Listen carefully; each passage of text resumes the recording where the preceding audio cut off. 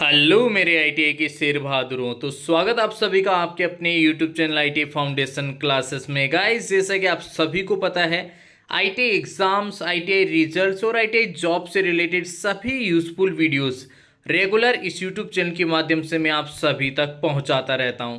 तो दोस्तों, यदि आप लोग फर्स्ट टाइम हमारे इस यूट्यूब चैनल पे हैं तो इसे सब्सक्राइब करें, साथ ही साथ बेल आइकन के बटन को प्रेस करें ताकि आईटीआई से रिलेटेड सभी यूजफुल अपडेट्स और वीडियोस रेगुलर आप सभी तक पहुंचते रहें।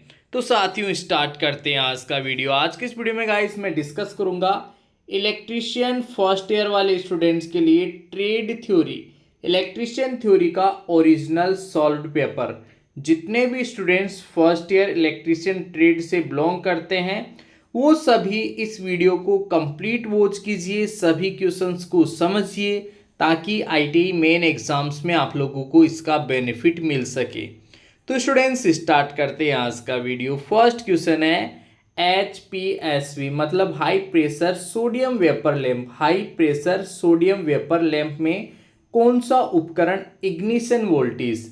इग्निशन वोल्टेज का मतलब है गाइस स्टार्टिंग में हाई वोल्टेज। ठीक है, अब आप सभी को पता है यार, हाई वोल्टेज के लिए जो है हमें एक तरीके से इंडक्टर की आवश्यकता होती है।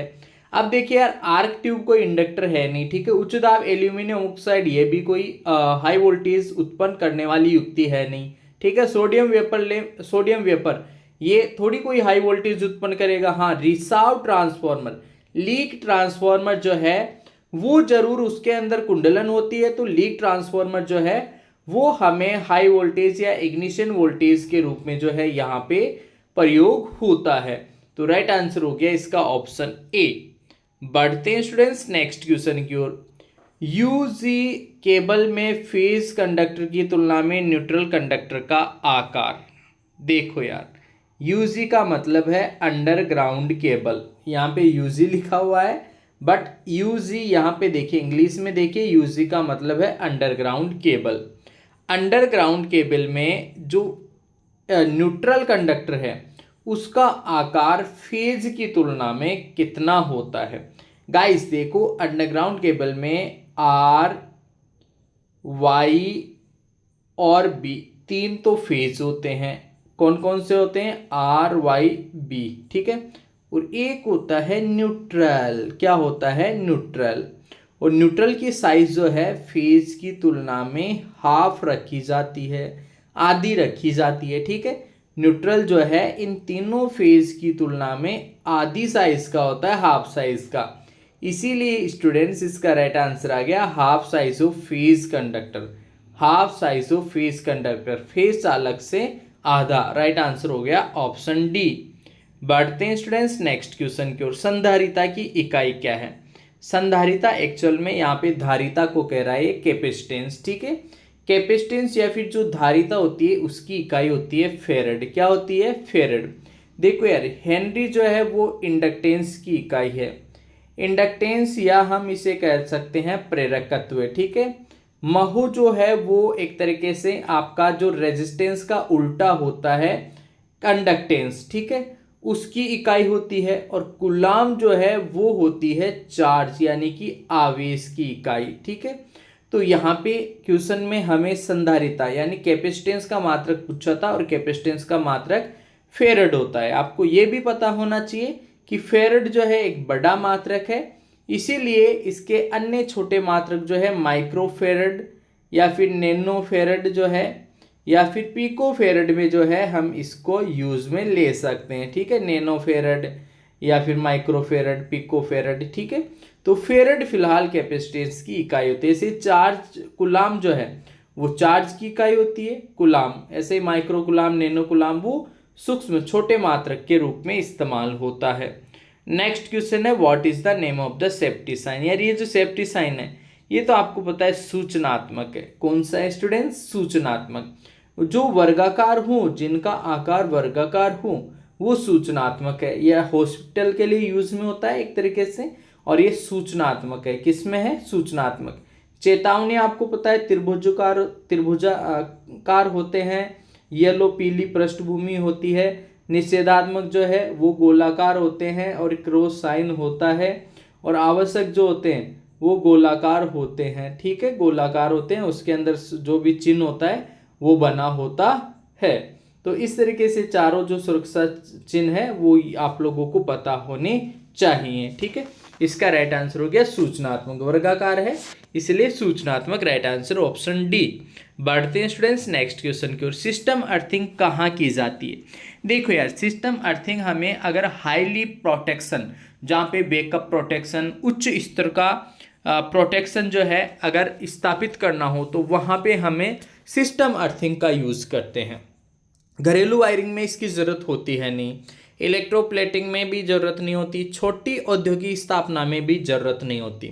मैंने कहा ऑलरेडी स्टार्टिंग में कहा, जहाँ पे हाई लेवल का या बहुत ही उच्च स्तर का प्रोटेक्शन वो होता है एक बड़ी इंडस्ट्री या फिर बड़ा कोई ऐसा प्लांट हो, जैसे जनरेटिंग स्टेशन इस ऑप्शन में आया, ठीक है। जनरेटिंग स्टेशन का मतलब है जहाँ पे विद्युत का उत्पादन किया जाता है, जहाँ पे विद्युत का उत्पादन किया जाता है उसको बोलते हैं स्टूडेंट्स जनरेटिंग स्टेशन। तो वहीं पे जो है हम सिस्टम अर्थिंग का यूज़ करते हैं। राइट आंसर हो गया ऑप्शन डी। स्टूडेंट्स इसके बाद में नेक्स्ट क्वेश्चन है, डिजिटल घड़ियों में सामान्यतः कौन सा सेल? यार देखो यार, डिजिटल घड़ी मतलब है आप लोगों की कलाई घड़ी, और कलाई घड़ी में हम मरकरी, जो छोटे से आकार का सेल होता है ना, बटन सेल जैसा, ठीक है, छोटे से आकार का, वो सेल यूज करते हैं, इसको हम बोलते हैं मरकरी सेल। कौन सा सेल बोलते हैं? मरकरी सेल, ठीक है। मरकरी या फिर इसे पारा सेल कहते हैं, हिंदी में बोलते हैं इसको पारा सेल, ठीक है, पारा सेल, ठीक है। तो राइट आंसर हो जाएगा स्टूडेंट्स ऑप्शन डी। बढ़ते हैं दोस्तों नेक्स्ट क्वेश्चन की ओर। बैटरी के आवर्षण के दौरान वेंट प्लग को खुला क्यों छोड़ते हैं? देखो यार, ये बैटरी होती है, ठीक है, बैटरी में ये टर्मिनल होते हैं एनोड और कैथोड, और बीच में जो है एक वेंट प्लग होता है। इस वेंट प्लग को जब बैटरी को चार्ज और डिस्चार्ज करते हैं तो इसमें गैसें उत्पन्न होती हैं। उन गैसों को बाहर निकालने के लिए इस वेंट प्लग को खोलते हैं। किसको खोलते हैं? वेंट प्लग को, ठीक है। तो गैसों को स्वतंत्रता पूर्वक बाहर निकालने हेतु जो है वेंट प्लग का इस्तेमाल किया जाता है। वेंट प्लग यहाँ होता है, बीच में से एक वेंट प्लग होता है, ठीक है, जिसको ढीला छोड़ देते हैं फिर खोल के रख देते हैं, ठीक है, चार्जिंग के समय ऐसा करते हैं। तो राइट आंसर हो गया अपना ऑप्शन ए। बढ़ते हैं स्टूडेंट्स इसके बाद में नेक्स्ट क्वेश्चन की। नेक्स्ट क्वेश्चन है, what is the name of the tool? ये देखो यार, ये कौन सा टूल है? ये तो आप लोगों का देखा होगा, ठीक है, आंतरिक कैलिपर आप लोगों ने जरूर देखा होगा टूल्स में।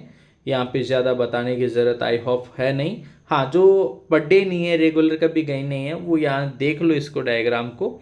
और आंतरिक कैलिपर, ठीक है, इनसाइड कैलिपर हम इसको बोलते हैं, आंतरिक कैलिपर, ठीक है, आंतरिक व्यास वगैरह मापने के लिए इसका यूज़ होता है। तो राइट आंसर हो गया ऑप्शन है। नेक्स्ट क्वेश्चन है, चल कुंडली उपकरण में डैम्पिंग बल क्यों आवश्यक है? देखो यार, डैम्पिंग बल की बात कर रहा है, ठीक है। एक होता है डिफ्लेक्टिंग टॉर्क, एक होता है उसको कंट्रोल करने वाला टॉर्क, और एक होता है डैम्पिंग टॉर्क, ठीक है। डैम्पिंग टॉर्क जो है, डैम्पिंग देखो नाम से पता चल रहा है, ठीक है। डैम्पिंग टॉर्क जो है वो डैम्पिंग मतलब जो ऑसिलेशन, दोलन होते हैं, उनको नियंत्रित करने के लिए प्रयोग किया जाता है, ठीक है। दोलनों को कंट्रोल करने के लिए डैम्पिंग बल का यूज़ किया जाता है। राइट आंसर हो गया ऑप्शन डी। बढ़ते हैं दोस्तों नेक्स्ट क्वेश्चन की ओर। ये तो आपको देखते ही बता दोगे, ये जो डायग्राम बना है कंड्यूट सामग्री का नाम क्या है? ये इंस्पेक्शन विंडो है। क्या है स्टूडेंट्स? इंस्पेक्शन बेंड टाइप का जो है ये डिवाइस यहाँ पे है, ठीक है। देखो समझो यार, ये जो सहायक सामग्री है इसको इंस्पेक्शन, निरीक्षण करना मतलब किसी की जांच करना। अब देखो यहाँ पे ये जो लगे हुए हैं ना, ये लगे हुए हैं, और ये ऊपर का जो ढक्कन सा लगा हुआ है, इसको हटाने का ऑप्शन है। यहाँ से खोल के इसको हटा सकते हैं। हटा के इसमें से जो तार जा रहा है ना, जो तार जाएगा, उस तार की हम जांच कर सकते हैं यहाँ से, इधर से इसको खोलकर, ठीक है, इसको खोलकर। इसीलिए इसको बोलते हैं निरीक्षण बेंड। क्या बोलते हैं? निरीक्षण बेंड। ऑप्शन ए इसका राइट आंसर हो जाएगा, ठीक है। बढ़ते हैं नेक्स्ट क्वेश्चन को। विच स्विच इज यूज्ड? ये तो आप कोई भी बता दोगे, टू वे स्विच है, ठीक है। यहाँ पे देखो ऑप्शन में भी लिखा हुआ है टू वे स्विच, ठीक है। ये टू वे स्विच है जो जीने की वायरिंग वगैरह में हम इस्तेमाल करते हैं। नेक्स्ट क्वेश्चन है इसके बाद में, what is the name of the resistor? ये रेसिस्टर कौन सा है? ये तो वायर बाउंड रेसिस्टर है यार, जो धारा नियंत्रक जिसे कहते हैं। यहाँ देखो ये तार ही तार है, ये जो है ना ये बने हुए, ये क्या है? वायर, ये वायर है, वायर, और यहाँ से इनको कनेक्ट करते हैं, ठीक है। एक्सटर्नल जो भी सर्किट होगा उससे कनेक्ट करेंगे। इसको बोलते हैं वायर बाउंड। वायर बाउंड मतलब इसमें जो है बहुत सारे वायर के टर्न होते हैं, ठीक है। अब आप लोग कमेंट करके मेरे को बताना कि जो अपना वायर बाउंड रेसिस्टर है, इसमें जो तार है इस तार के लिए कौन सी धातु या कौन सी मिश्र धातु का इस्तेमाल होता है, ठीक है, किस पदार्थ का इस्तेमाल होता है इस तार के लिए, ये आप लोगों को कमेंट करके बताना है, राइट। नेक्स्ट क्वेश्चन देखो, नेक्स्ट क्वेश्चन है what is the name of the meter. ये जो मीटर है ना, ये तो कोई भी बता देगा ये मीटर कौन सा मीटर है, कौन सा मीटर है, डीसी मल्टी रेंज मीटर, ठीक है, मल्टी रेंज वोल्ट मीटर, ठीक है, डीसी। देखो कैसे पता चला, समझिएगा यहाँ पे स्टूडेंट्स, ये वोल्ट मीटर यहाँ पे लिखा हुआ है, ठीक है, वोल्ट मीटर, ये तो कंफर्म हो गया। अब डीसी कैसे पता चला, क्योंकि इसके ऊपर एसी का सिंबल है नहीं, एसी का सिंबल है नहीं तो ये फिर किसका है, डीसी का है, ठीक है, किसका है स्टूडेंट्स, डीसी का है। और मल्टी रेंज वोल्ट मीटर इसलिए देखो यहाँ पे अलग अलग रेंज बनी हुई है, ठीक है, इसीलिए इसको बोलते हैं मल्टी रेंज। तो ऑप्शन 20 का राइट आंसर हो जाएगा। बढ़ते हैं दोस्तों नेक्स्ट क्वेश्चन की ओर। निम्न कौन सी विद्युत मात्रा सीधे भंवर धारा के समानुपाती हो। भंवर धारा के लिए जो भंवर धारा है एडी करंट के सीधे समानुपाती कौन होती है, फ्रीक्वेंसी होती है। एडी करंट के सीधे समानुपाती कौन होती है, फ्रीक्वेंसी होती है। भाई देखो समझिएगा, जब तक फ्रीक्वेंसी नहीं होगी ना तब तक आपकी भंवर धाराएं उत्पन्न नहीं हो सकती। भंवर धाराएं उत्पन्न ही होती है जब परिवर्तनशील मान वाली कोई धारा किसी धातु में से गुजरे। तो धातु में से परिवर्तनशील मान की धारा गुजरे मतलब उसमें कुछ ना कुछ आवर्ती होनी चाहिए, फ्रीक्वेंसी होनी चाहिए, तभी भंवर धाराएं उत्पन्न होती है। एडी करंट जो है तभी उत्पन्न होती है, तो आवर्ती के सीधे समानुपाती होती है, ठीक है। राइट आंसर हो गया ऑप्शन बी। नेक्स्ट क्वेश्चन, बिजली की मात्रा। देखो यार समझ गए, यहाँ पे कभी कभार स्टूडेंट सोचते हैं बिजली की मात्रा मतलब धारा, लेकिन गलत है। धारा, बिजली की मात्रा का मतलब है आवेश। बिजली की मात्रा का मतलब क्या है स्टूडेंट्स, आवेश। और इसका मात्रक पूछा है तो आवेश का मात्रक तो बच्चे को पता है कि कूलाम होता है। आवेश का मात्रक क्या होता है, कूलाम। राइट आंसर हो गया ऑप्शन सी। नेक्स्ट क्वेश्चन है students, what is the name of light. ये जो लाइट है ना इसका नाम क्या है। अब ये तो देखो यार आप लोगों को थोड़ा बहुत तो पढ़ना ही पड़ेगा ना। प्रकाश का नाम क्या है, लाइट का नाम क्या है, स्पॉट लाइट है। क्या है, स्पॉट लाइट। देखो ये कुछ एक ऐसी चीजें होती है जिनको हमें पढ़ना पड़ता है, देखना पड़ता है, ठीक है, उनमें कोई कॉन्सेप्ट नहीं होती। ये सिंबल एक तरीके से प्रतीक है, तो ये किसका है, स्पॉट लाइट का सिंबल एक तरीके से। तो डायरेक्टली इसका राइट आंसर हो गया ऑप्शन सी, स्पॉट लाइट, ठीक है। चलो देखते हैं नेक्स्ट क्वेश्चन के, what is the name of the tool. ये जो टूल है यहाँ पे इसका नाम क्या है, जो टूल बना हुआ है इसका नाम क्या है, ठीक है।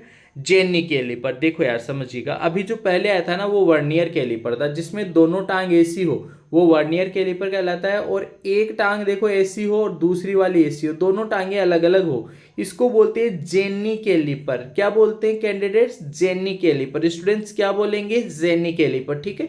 कितना प्यारा नाम है, जेनी कैलिपर, ठीक है। ऑप्शन ए इसका राइट आंसर हो जाएगा। बढ़ते हैं साथियों नेक्स्ट क्वेश्चन की ओर, what is the name of the transformer. यार देखो ये प्राइमरी साइड बनी हुई है, सेकेंडरी साइड, और ये कोर टाइप का है, ठीक है। एक होता है सेल टाइप का जिसके अंदर 3 टांगे होती है, 3 लिंब होती है, ठीक है।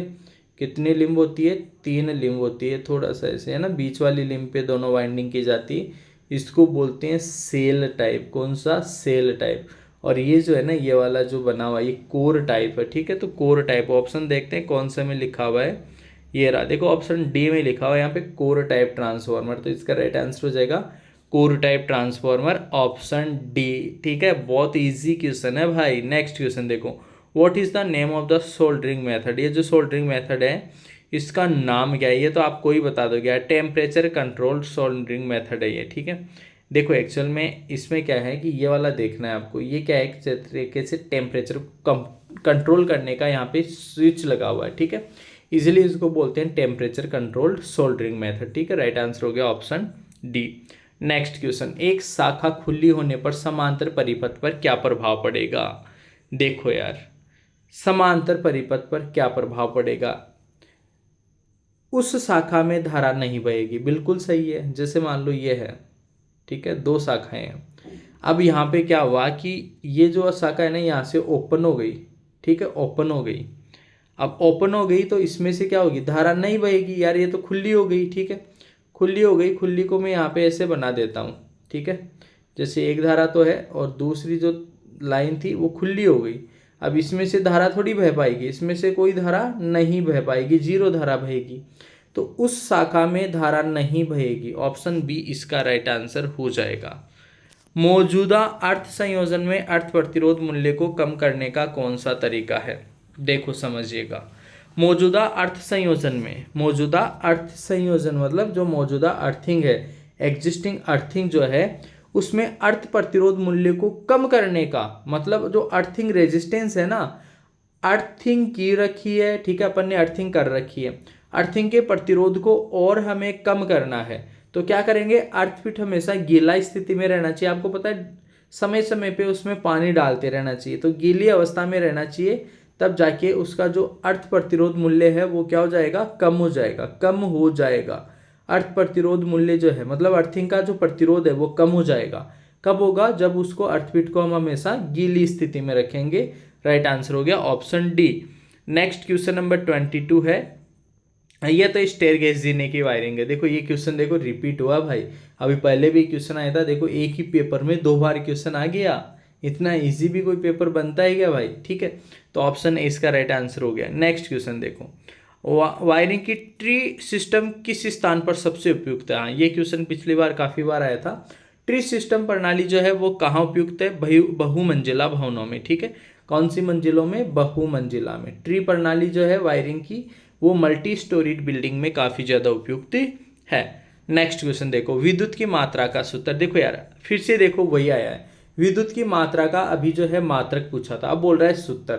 अब सूत्र Q बराबर क्या होता है? I गुणा टी। ठीक है, ये होता है I गुणा टी, ये तो 10th क्लास में भी पढ़ते हैं।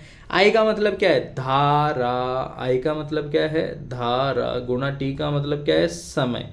तो दोस्तों आवेश बराबर क्या हो गया? धारा गुणा समय, धारा गुणा समय, धारा गुणा समय। राइट आंसर हो गया ऑप्शन सी। ठीक है, चलो बढ़ते हैं नेक्स्ट क्वेश्चन। एक निरपेक्ष उपकरण कौन सा है? देखो निरपेक्ष का मतलब होता है एब्सोल्यूट, और एब्सोल्यूट का मतलब होता है जो प्राथमिक उपकरण है, जो किसी पे डिपेंडेंट नहीं करते, जो डायरेक्टली बिल्कुल शुद्ध माप जो है हमें बताते हैं। और उन्हीं का उदाहरण एक tangent galvanometer, tangent galvanometer, tangent galvanometer ऊर्जा मापी नहीं है, इंटीग्रेटिंग टाइप का है। एमीटर, वोल्टमीटर, डिफ्लेक्टिंग टाइप के होते हैं। ठीक है, ये तीनों जो है वो द्वितीयक में आते हैं, सेकेंडरी में आते हैं। ठीक है, और एब्सोल्यूट नहीं होते, एब्सोल्यूट में केवल यही आएगा टेंजेंट गैल्वेनोमीटर। काफ़ी इंपॉर्टेंट क्वेश्चन है स्टूडेंट्स, याद रखिएगा, इस बार भी पक्का एक क्वेश्चन में आपके क्वेश्चन पेपर में छपेगा। विद्युत आवेश की इकाई, देखो फिर से पहले विद्युत की मात्रा की इकाई पूछा था, विद्युत की मात्रा भी आवेश ही है, फिर से आवेश की इकाई पूछ ले यार, आवेश की इकाई तो कूलाम ही होती है। ऑप्शन है इसका राइट आंसर। नेक्स्ट क्वेश्चन देखो, कौन सा ये जॉइंट है? ये जॉइंट कौन सा है? नोटेड टेप जॉइंट है, इसकी शक्ल से ही पता चल रहा है। नोटेड का मतलब होता है गांठ, और यहाँ देखो लगी हुई है गांठ। Knotted tape joint, knotted tape joint, option C आ गया राइट आंसर। नेक्स्ट क्वेश्चन देखो, केबल बनी है और केबल में एक्स क्या है? एक्स क्या है? ये तो यार आपको पता ही है, बेडिंग है। क्या है भाई? बेडिंग है। एक्स क्या है? बेडिंग है। देखो समझना, पहले ये कोर है, इसके ऊपर इंसुलेशन होता है, लेड शीथ। ठीक है, लेड शीथ के ऊपर ही जो है आपका बेडिंग, ये भी इंसुलेशन है। ठीक है, ये कोर के इंडिविजुअल कोर के ऊपर है, फिर ये को इंसुलेशन, ये आपका लेड शीथ आ जाती है, लेड शीथ, और लेड शीथ के ऊपर ही आती है बेडिंग। ठीक है, बेडिंग, फिर उसके बाद में आर्मरिंग आती है, और आर्मरिंग के लास्ट ऊपर आती है सर्विंग। ठीक है, परतें होती है केबल की, तो आप लोगों को पता होनी चाहिए, ऐसे काफ़ी अच्छा क्वेश्चन पूछा जाता है। राइट आंसर हो गया अपना ऑप्शन बी, बेडिंग। ठीक है, नेक्स्ट क्वेश्चन, ये टूल कौन सा है? ये तो आप बता ही दोगे यार, इस औजार का क्या नाम है? क्रिम्पिंग टूल है। कौन सा टूल है भाई? Crimping tool. इसकी शक्ल यहाँ से पता चल रहा है, क्रिम्प करता है, ये दबा देता है ना। दो कोई ऐसी चीज़ है जिसके अंदर किसी तार वार को दबाना है, ऐसा कुछ करना है, दबाने के लिए, प्रेस करने के लिए, जो जकड़ने के लिए जो है इस क्रिपिंग टूल का यूज़ हम करते हैं। तो राइट आंसर हो गया अपना ऑप्शन सी, राइट आंसर हो गया ऑप्शन सी। ठीक है, राइट आंसर हो गया ऑप्शन सी। बढ़ते हैं स्टूडेंट्स नेक्स्ट क्वेश्चन की ओर। नेक्स्ट क्वेश्चन है, ट्रांसफार्मर में तांबे के नुकसान का निर्धारण कैसे करें? तांबे का मतलब है कॉपर लॉस। देखो यार, दो तरीके की टेस्टिंग होती है ट्रांसफार्मर में। एक आयरन लॉस ज्ञात करने के लिए अपन करते हैं लोह सतियाँ, ये होती है लोह सतियाँ। लोह सतियाँ ज्ञात करने के लिए ओपन सर्किट टेस्ट, और कॉपर सतियाँ दूसरा होता है कॉपर लॉसेस। कॉपर लॉसेस ज्ञात करने के लिए शॉर्ट सर्किट टेस्ट हम करते हैं। ठीक है, ऑप्शन 20 का राइट आंसर हो जाएगा। बढ़ते हैं दोस्तों नेक्स्ट क्वेश्चन की ओर। देदीप्यमान दक्षता की इकाई क्या है? देदीप्यमान दक्षता मतलब ल्यूमिनियस एफिशिएंसी पूछ रहा है ये। ठीक है, ल्यूमिनेस एफिशिएंसी की तो इकाई कोई भी बता देगा, ल्यूमेन पर वाट होती है। क्या होती है स्टूडेंट्स? ल्यूमेन पर वाट। ल्यूमिनेस एफिशिएंसी की इकाई जो है वो होती है ल्यूमेन पर वाट, ठीक है। और ज्योतीय तीव्रता की अगर आपसे ल्यूमिनेस इंटेंसिटी, ज्योतीय तीव्रता की अगर इकाई पूछे तो उसकी होती है कैंडेला। उसकी क्या होती है? कैंडेला, ठीक है। यहाँ पे जो है एफिशिएंसी, दक्षता पूछा है, तो दक्षता की इकाई होती है ल्यूमेन पर वाट। नेक्स्ट क्वेश्चन है which is the diamagnetic substance? पराचुंबकीय पदार्थ। देखो यार, तीन तरीके के चुंबकीय पदार्थ होते हैं। एक होते हैं लोहे चुंबकीय। कौन से? लोहे चुंबकीय। एक होते हैं अनुचुंबकीय। कौन से? अनुचुंबकीय। और एक होते हैं प्रतिचुंबकीय या फिर पराचुंबकीय, ठीक है। तीनों के उदाहरण आप लोगों को पता होना चाहिए। लोहे चुंबकीय पदार्थ के उदाहरण होते हैं लोहा, निकल, कोबाल्ट, ठीक है। ठीक इसी तरीके से आप लोग कमेंट सेक्शन में कमेंट करके बताना कि अनुचुंबकीय और जो पराचुंबकीय पदार्थ है उसके क्या उदाहरण है। हाँ देखो, पराचुंबकीय का एक उदाहरण तो यहाँ दिया हुआ है वाटर, ठीक है। इसके अलावा पराचुंबकीय के और भी उदाहरण होते हैं। कौन कौन से होते हैं ये आप लोगों को कमेंट करके बताना है। राइट आंसर हो गया ऑप्शन डी। बढ़ते हैं दोस्तों नेक्स्ट क्वेश्चन की ओर। शॉर्ट सर्किट टेस्ट द्वारा अभी आया था ये क्वेश्चन, फिर वही क्वेश्चन देखो। शॉर्ट सर्किट टेस्ट से अपन कॉपर लॉसेस ज्ञात करते हैं, ताम्र क्षतियां ज्ञात करते हैं, ठीक है। राइट आंसर हो गया ऑप्शन ए। नेक्स्ट क्वेश्चन है तीन फेज सर्किट में फेज विस्थापन। बच्चा जानता है कि तीन फेज में जो है फेज विस्थापन 120, 120, ठीक है, और इधर भी होता है 120 डिग्री। राइट आंसर हो गया ऑप्शन सी, ठीक है, 120 डिग्री। नेक्स्ट क्वेश्चन है एल सीरीज। देखो यार, एल सीरीज जो है वो गीजर में प्रयोग करते हैं। किस में प्रयोग करते हैं दोस्तों? गीजर में, ठीक है। याद रखिएगा, एल सीरीज एमसीबी का यूज हम करते हैं गीजर में, ठीक है। एल सीरीज का किस में करते हैं? गीजर में। राइट आंसर हो जाएगा ऑप्शन सी। नेक्स्ट क्वेश्चन है ऐसी समानांतर परिपथ में प्रेरकत्व का पारस्परिक क्या है? ये काफी बढ़िया क्वेश्चन है, प्यारा क्वेश्चन है। प्रेरकत्व, जैसे ऐसी समांतर सर्किट में अपना प्रेरकत्व होता है, इंडक्टेंस होता है, ठीक उसी तरीके से what is the reciprocal? Reciprocal मतलब इंडक्टेंस का रेसिप्रोकल क्या होगा? इंडक्टेंस का रेसिप्रोकल होता है ससेप्टेंस। इंडक्टेंस का रेसिप्रोकल एसी पैरेलल सर्किट में क्या हो जाएगा? ससेप्टेंस। तो राइट आंसर हो गया ऑप्शन बी। नेक्स्ट क्वेश्चन देखो, नेक्स्ट क्वेश्चन है calculate the value of resistance. R2 का मान ज्ञात करना है। किसका मान ज्ञात करना है साथियों? R2 का मान ज्ञात करना है। तो यहाँ पे आप लोग क्या करोगे? सबसे पहले देखो यार, तीनों का जो है आपको टोटल रेजिस्टेंस फाइंड आउट करना पड़ेगा। उस टोटल रेजिस्टेंस को अगर आप इस करंट से गुणा कर दोगे तो इन दोनों का गुणा का मान जो है 24 के बराबर आएगा।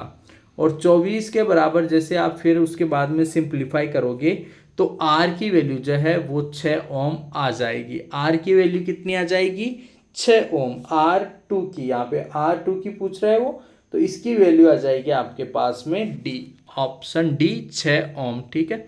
नेक्स्ट क्वेश्चन देखो, हीटिंग तत्व बनाने के लिए तो सबको पता है नाइक्रोम का यूज करते हैं। हीटिंग तत्व के लिए किसका यूज करते हैं? नाइक्रोम का। तो स्टूडेंट्स इस तरीके से टोटल 38 क्वेश्चंस कंप्लीट हो चुके हैं। जितने भी ITI फर्स्ट ईयर वाले स्टूडेंट्स हैं जिनका इलेक्ट्रिशियन थ्योरी जिनको तैयार करना है अच्छे से, वो इस वीडियो को 2-3 बार जरूर वॉच करें। सभी क्वेश्चंस को अच्छे से तैयार करें। किसी क्वेश्चन में किसी प्रकार का कोई डाउट है, कंफ्यूजन है, आप लोग कमेंट सेक्शन में कमेंट करके हमसे पूछ सकते हैं। तो स्टूडेंट्स आज की इस वीडियो में इतना ही, मिलेंगे आपसे नेक्स्ट वीडियो में। तब तक के लिए आप सभी को बहुत बहुत धन्यवाद।